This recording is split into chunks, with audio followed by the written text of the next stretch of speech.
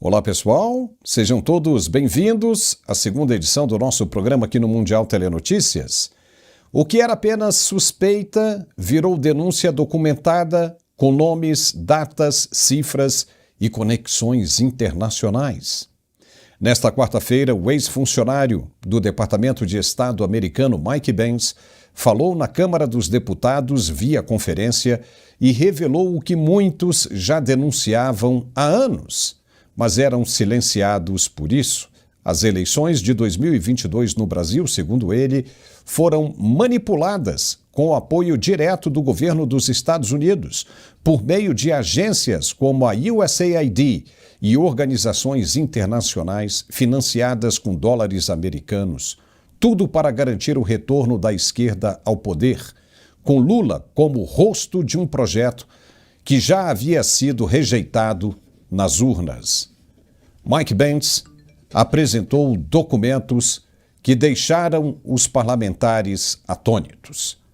Detalhou a arquitetura de censura montada com precisão cirúrgica. Nomeou ONGs, Big Techs, agentes diplomáticos e até veículos da velha imprensa. Segundo ele, o Brasil foi palco de uma guerra de informação, uma operação estrangeira coordenada para calar a direita, blindar a esquerda e manipular a opinião pública. Segundo ele, não foi uma eleição. Foi uma tutela ideológica mascarada de democracia. E mais, foi uma intervenção disfarçada sob o pretexto do combate à desinformação, em que quem ousou questionar foi punido, banido ou criminalizado. E tudo isso com o silêncio cúmplice do judiciário, da mídia militante e de instituições que deveriam proteger a soberania nacional. A deputada Bia Kicis foi direta. O verdadeiro golpe foi esse, e não o que estão tentando empurrar goela abaixo da população com inquéritos sigilosos e censura institucionalizada. Mike Pence vai ter de apresentar os comprovantes de repasse do dinheiro da USAID agora, e ele disse que vai. E quem investiga isso? Quem vai mexer nesse vespeiro agora? Porque se o que Mike Pence trouxe for confirmado mesmo, e ele disse que tem provas, estamos diante de uma das maiores operações de manipulação política da história da América Latina. O sistema que colocou Lula de volta ao Planalto começa a ruir. Não por fora, mas por dentro. Com documentos, denúncias e agora com olhos internacionais voltados para o que foi feito em nome da democracia brasileira. Em depoimento bombástico na Câmara dos Deputados nesta quarta-feira, dia 6, o ex-funcionário do Departamento de Estado dos Estados Unidos, Mike Pence, expôs aquilo que muitos brasileiros já suspeitavam. O processo eleitoral de 2022 no Brasil foi fortemente influenciado por um esquema internacional de censura articulado a partir do próprio governo Joe Biden, com o apoio de organizações estrangeiras e ONGs financiadas por dólares norte-americanos. Segundo Mike Pence, houve uma verdadeira operação de guerra de informação financiada por agências como a USAID e executada por entidades como o Atlantic Council e a NED, para calar vozes conservadoras, manipular a percepção pública e garantir que o Brasil fosse conduzido de volta ao controle da esquerda. Parlamentares brasileiros ficaram visivelmente abalados com os documentos apresentados, que detalham como a máquina da censura foi montada com precisão cirúrgica para interferir diretamente na narrativa eleitoral. E tudo isso com o silêncio cúmplice de instituições brasileiras, da imprensa militante e do próprio judiciário. É a confirmação do que sempre se negou. A democracia brasileira foi capturada por um consórcio de interesses globais e domésticos que usaram o pretexto do combate à desinformação para aniquilar o contraditório e sufocar a oposição. Não foi apenas Lula quem venceu. Foi um sistema inteiro, um arranjo de poder que envolve big techs, ONGs, agentes internacionais, ministros togados e veículos de mídia seletiva, que fez de tudo para assegurar o retorno de um projeto ideológico que já havia sido rejeitado nas urnas em 2018. Segundo deixou claro Mike Pence, esse não foi um processo eleitoral livre. Foi uma eleição vigiada, silenciada, manipulada. O brasileiro não votou com liberdade de informação, votou sob o bombardeio de narrativas fabricadas, com medo de ser censurado, banido ou até preso por expressar opinião. E o resultado disso foi a entrega do país a um governo com viés autoritário, aparelhado e cada vez mais assumidamente socialista, como confessado pelo presidente Lula. Se ainda resta algum compromisso com a verdade neste país, os documentos apresentados por Mike Pence precisam ser investigados com rigor. E o Brasil precisa discutir com coragem o que está por trás do sistema que, em nome da democracia, praticou o mais escancarado autoritarismo informacional da nossa história recente. Porque, ao que tudo indica, se tiver como ser confirmado, não elegemos um presidente, fomos tutelados por um sistema que já havia escolhido por nós. O cara mostrou lives de ministros, você sabe de onde, né? Com a USAID. Uau! O deputado Felipe Barros, presidente da Credem, disse que o que foi apresentado nesta quarta-feira é muito grave e será apurado. Veja. O que nós ouvimos hoje, nessa manhã, é algo gravíssimo. Porque é a demonstração clara da interferência do Partido Democrata na democracia brasileira, na tentativa de interferir no processo eleitoral do Brasil. Essa é a realidade. E pelas provas dadas pelo Mike Pence, não foi uma tentativa. A tentativa deles foi muito bem sucedida. Esse complexo industrial da censura que nós estamos vivendo no Brasil ao longo desses últimos anos é obra direta do Partido Democrata dos Estados Unidos para interferir na democracia brasileira. E agora, o governo Lula tentando arrogar para si a defesa da soberania nacional brasileira, quando, por tudo que nos mostra o Mike Pence, a eleição do Lula só foi possível por conta desse complexo industrial da censura criado no Brasil para calar os eleitores de Jair Bolsonaro, censurar as redes sociais, se utilizando inclusive de agências de checagem que têm parceria com o Tribunal Superior Eleitoral, essas agências de checagem que dizem qual conteúdo pode, qual conteúdo não pode circular nas redes sociais, essas agências em parceria com o TSE, censurando aquilo que o governo norte-americano dizia que pode ou não pode circular na rede social. Então, se houve uma interferência dos Estados Unidos no Brasil, essa interferência foi feita pelo Partido Democrata para privilegiar o Lula e para prejudicar a direita e os apoiadores de Jair Bolsonaro. A nossa lei eleitoral, ela proíbe partidos políticos receberem dinheiro de partidos ou de instituições ou organismos internacionais. Mas esse complexo industrial da censura, da forma com que ele foi montado, favoreceu diretamente a campanha do Lula, obviamente. Então, de forma indireta, o Partido dos Trabalhadores foi beneficiado por esses milhões de dólares que foram mandados do Departamento de Estado dos Estados Unidos, através do governo Joe Biden, para interferir na democracia brasileira. Eu acho até que essa Comissão de Relações Exteriores e Defesa Nacional, nós temos que tomar medidas jurídicas, porque, como eu disse, a lei eleitoral proíbe que partidos políticos recebam dinheiro de organismos internacionais, direta ou indiretamente. O PT foi beneficiado com esse complexo que o Mike Pence nos mostrou hoje, durante a manhã, e, portanto, é muito lógico nós concluirmos que o PT recebeu indiretamente esses milhões de dólares que a USAID investiu no Brasil ao longo desses últimos anos para interferir no processo democrático brasileiro. E vamos conversar agora com o nosso analista jurídico, doutor André Marcília, sobre isso.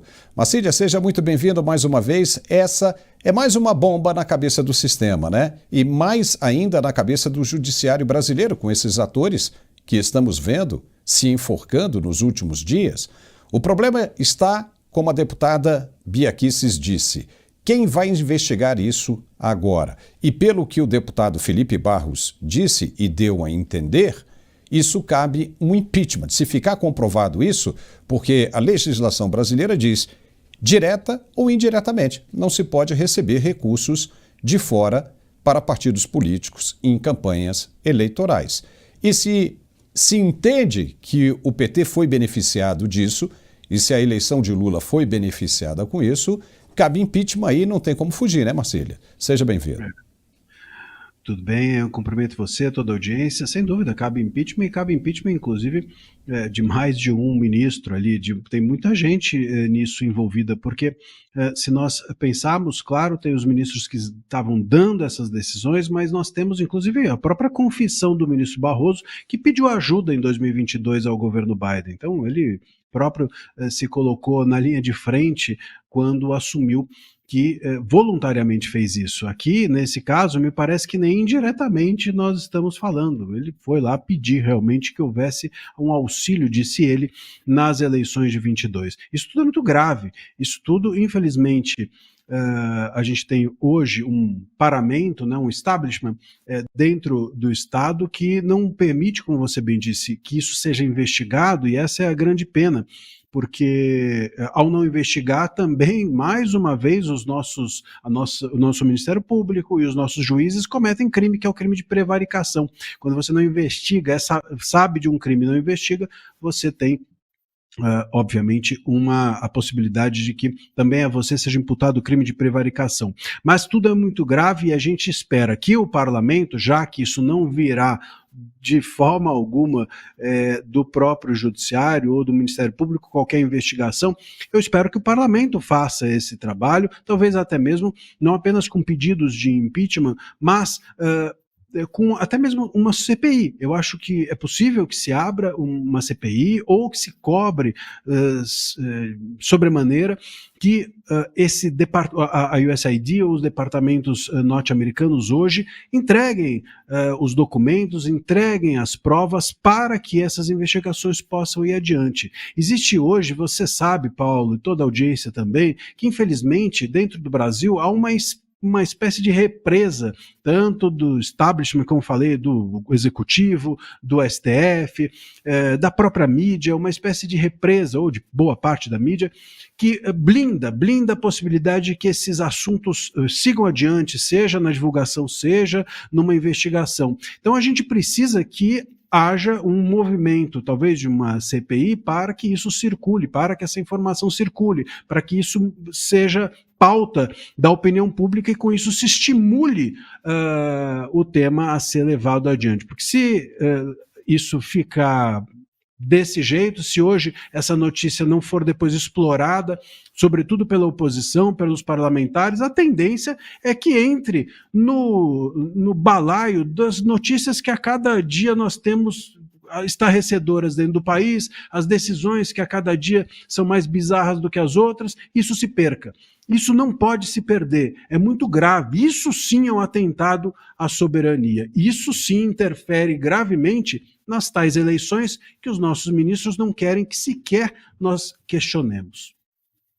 É impressionante como abriram, né, vamos dizer assim, a porta desse balaio todo aí, a tampa desse balaio, e aí já surgiram as denúncias que são gravíssimas também do Eduardo Talhaferro, que vão ser comprovadas, você não tem como contestar aquelas provas, e agora vem mais essa aí que tá facinho, né? Vamos até esclarecer aqui para nossa audiência, Marcília, tá facinho de ser comprovada, porque basta o Departamento de Estado americano e a USAID apresentarem os comprovantes de depósito. E hoje quem está no comando desses dois departamentos, ou seja, da USAID, que já fechou, e o Departamento de Estado, é justamente o governo Trump.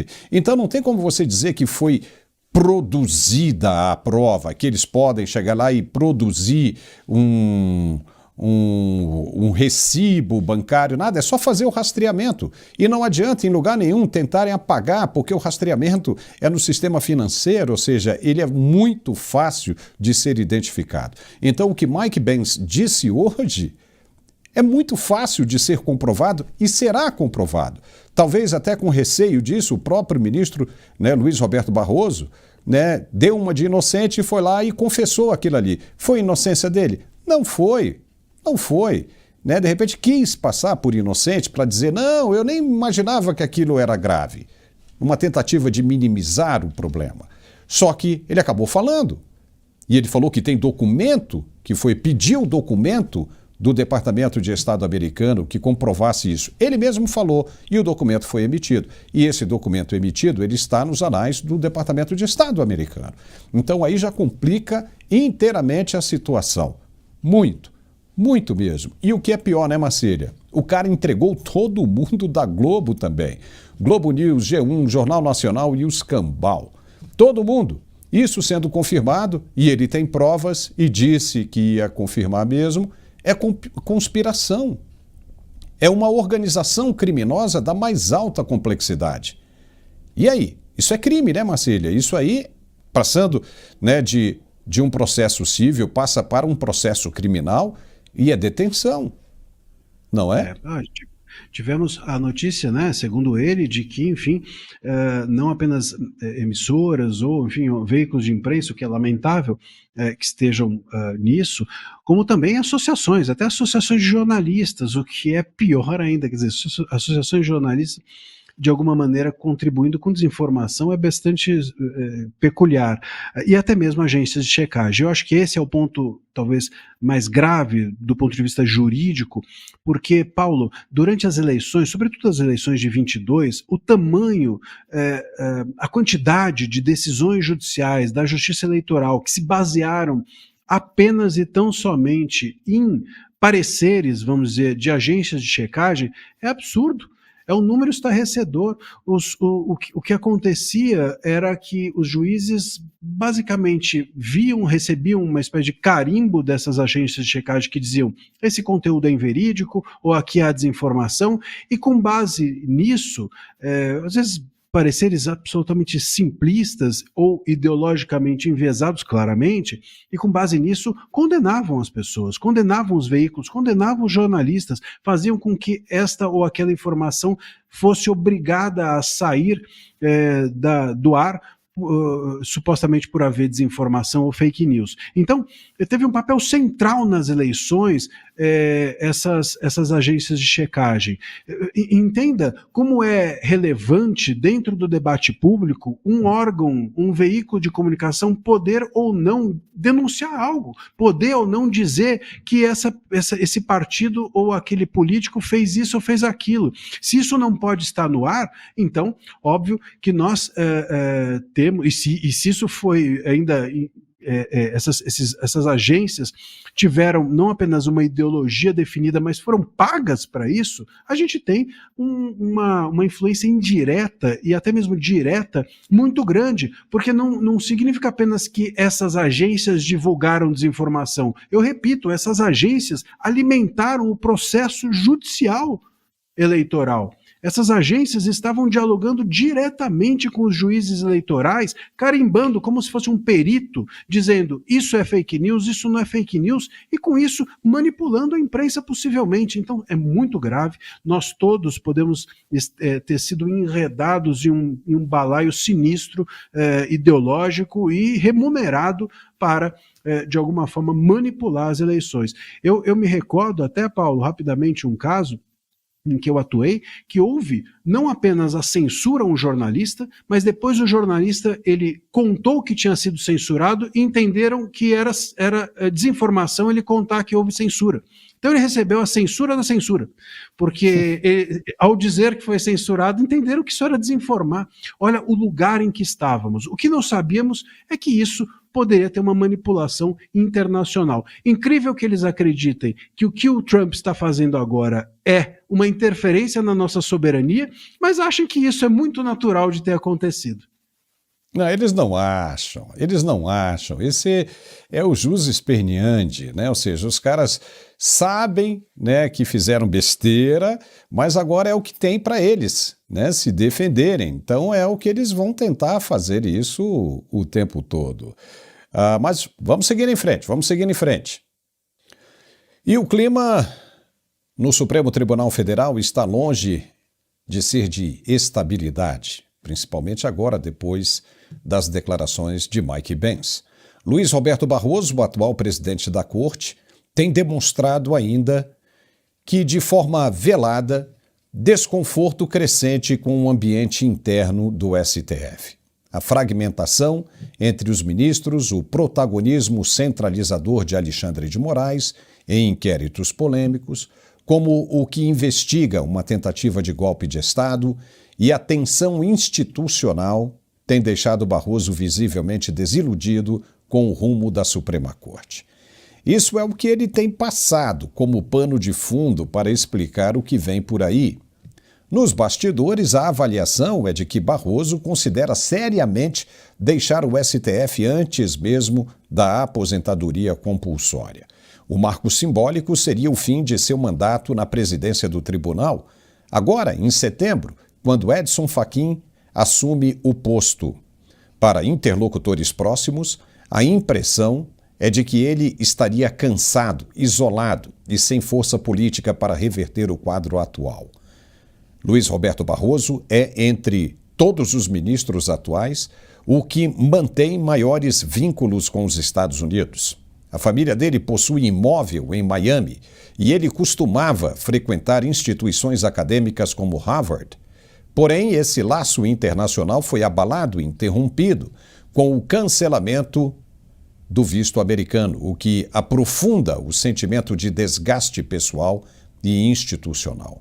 Se decidir sair mesmo, Lula poderia indicar o seu terceiro ministro ao STF, somando as nomeações de Cristiano Zanin e Flávio Dino.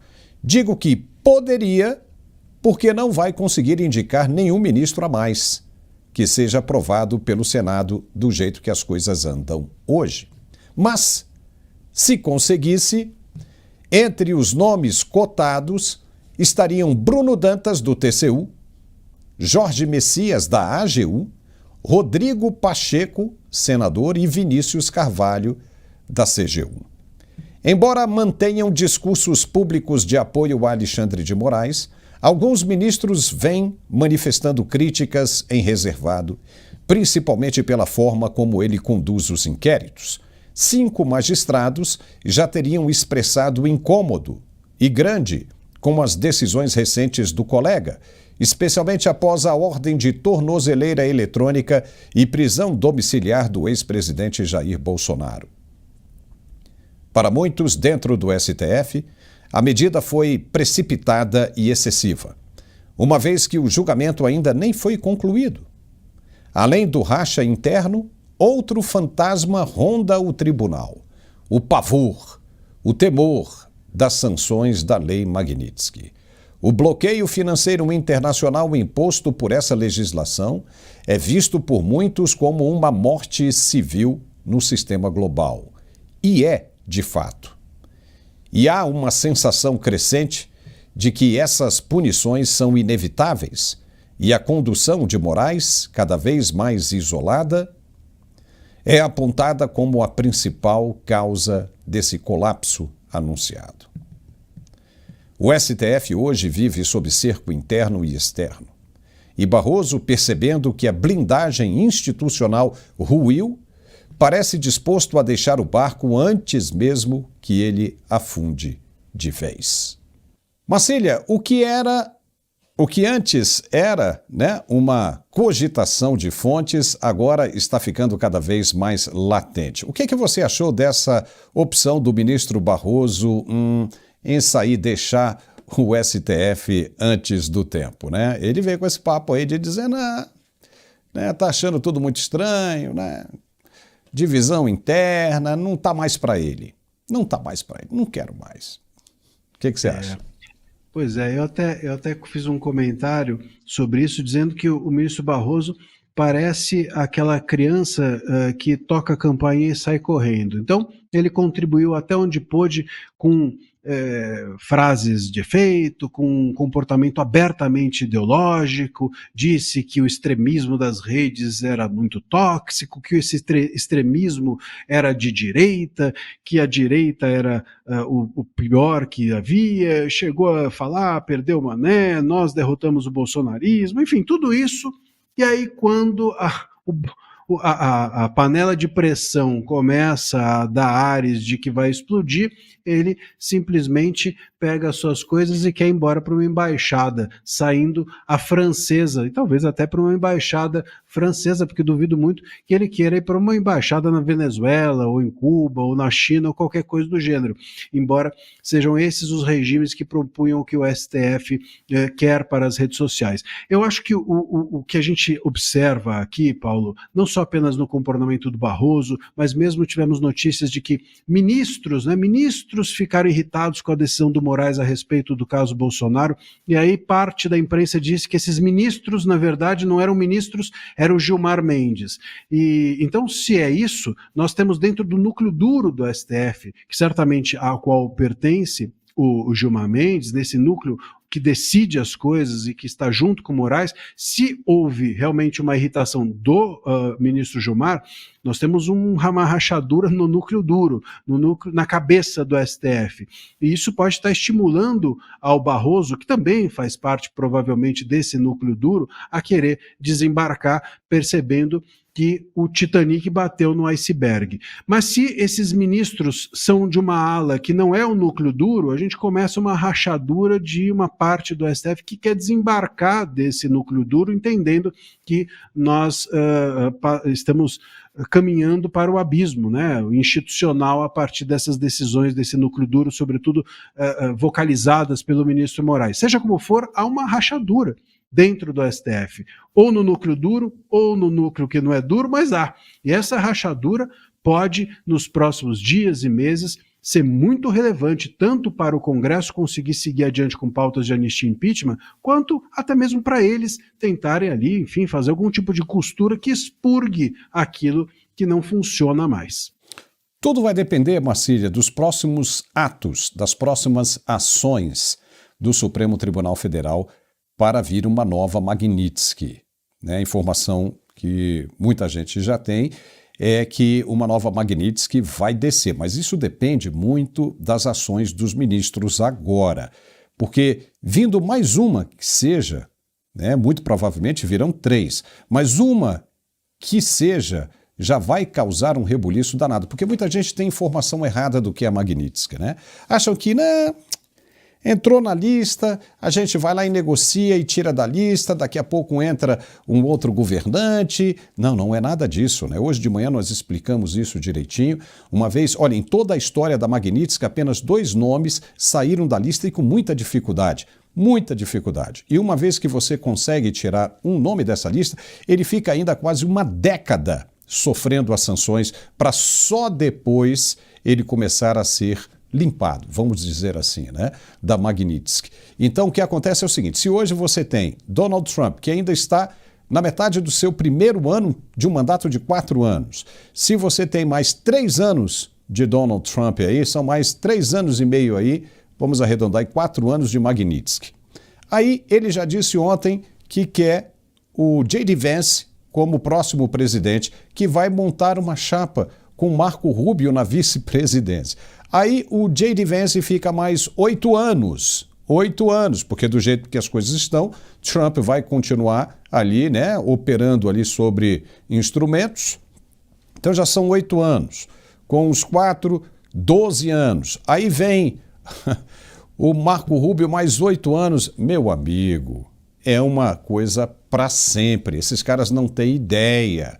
Mesmo que hoje, que o Trump chegue que negocie com o Bolsonaro, vamos tirar o nome do ministro sancionado hoje, do Supremo, da lista. Ele ainda vai ficar 10 anos, Marcília. 10 anos, de 7 a 10 anos sancionado para depois sair. Os caras não têm ideia E agora há pouco você mencionou o nome do ministro Gilmar Mendes. O Gilmar Mendes soltou hoje, né, no portal Metrópolis, a impressão de que está tudo bem, que está num conforto. O Supremo Tribunal Federal está num conforto. O que ele quer dizer com isso, né? Que está apoiando o ministro? Se ele estiver apoiando com a mesma, com a mesma convicção que ele disse antes, é como se ele estivesse chamando para ele também uma lei Magnitsky, porque a lei é muito clara. Ela atinge o sancionado e aqueles que apoiam o sancionado. Então ele pode ser um sancionado, sim, rapidamente. E se for, está perdido, né? Porque tudo que conquistou na vida ao longo de todos esses anos de trabalho vai perder. Vai perder. E o que estiver no Brasil também não vai poder usar. Então os caras estão loucos, Marcília. Ô Paulo, você sabe que tem uma máxima em Brasília, né, que é quando você precisa explicar alguma declaração ou quando você precisa dizer que está tudo bem é porque não está ou porque já não deu certo o ato. Então é mais ou menos isso. Se o Gilmar teve que vir a público explicar que está tudo bem é porque não está tudo bem. Isso não tenho a menor dúvida. O que, no entanto, a gente realmente precisa entender é como vão ser os próximos atos, né? Como é que vai ser o comportamento de todos em relação a isso. Fica claro que o Supremo está tenso e que o ministro Moraes não tem a menor chance de recuar. Né? O ministro Moraes, se ele tiver de ponta cabeça, ele vai continuar ali assinando as mesmas ordens. Se ele tiver, se deixarem as mãos dele, se segurarem as mãos deles, ele vai botar as exclamações, 5 exclamações com a caneta, com a boca ali.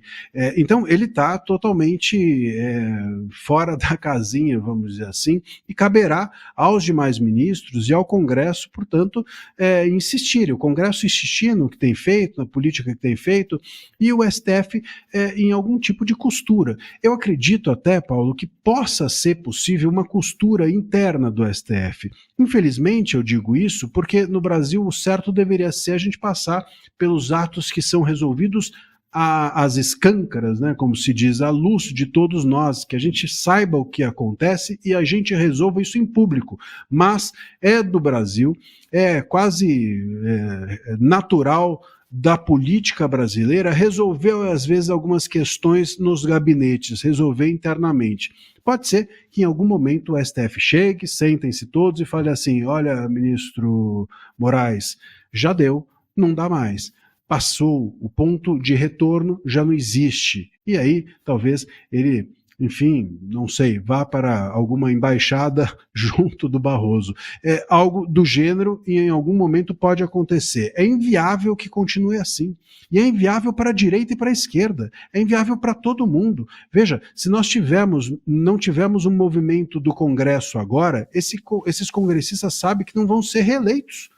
É óbvio. Eu tenho dito que é vergonhoso a gente ter, por exemplo, em relação ao impeachment hoje, pessoas que se dizem indecisas. Como é que é possível você ser um senador da República e não ter ainda uma convicção sobre o tema do impeachment do ministro Moraes? Pô, então uma pessoa dessa não tem condições cognitivas de ser um político. Eu respeito muitíssimo mais quem é contra o impeachment do ministro do que quem não sabe. Porque quem é contra, você debate, olha, essa opinião, aquela, você consegue ter uma conversa, a pessoa tem uma convicção, teve pelo menos o culhão de decidir-se. Agora, quem é indeciso, a pessoa então não entendeu ainda a situação política do país, como é que pode ser senador na próxima legislatura? Então vai se cobrar desses políticos, com certeza, e eles vão ter de insistir e se posicionar. E se não houver nenhum posicionamento, o STF for empurrando com a barriga essa situação, nós teremos uma próxima legislatura ainda mais combativa em relação ao STF. Isso vai ter de ser resolvido em algum momento, não tenha dúvida. E ainda com essa pressão externa. Pois é, e esses caras acham que ninguém está vendo isso, né? É o caso desses indecisos, porque nos parece que eles ficam ali esperando qual é a melhor oferta. O que eu posso ganhar de um lado, o que eu posso ganhar de outro. O senador Ciro Nogueira, por exemplo, Ciro Nogueira disse que só vai votar, vai botar o nome dele lá, né, pedindo o impeachment, depois que ele olhar lá e ver 52, o mínimo de 52 senadores, que aí já não precisa mais. Aí ele vai com o que está todo mundo, né, para tentar se beneficiar né, da situação, né? Mas olha, tá todo mundo vendo isso aí.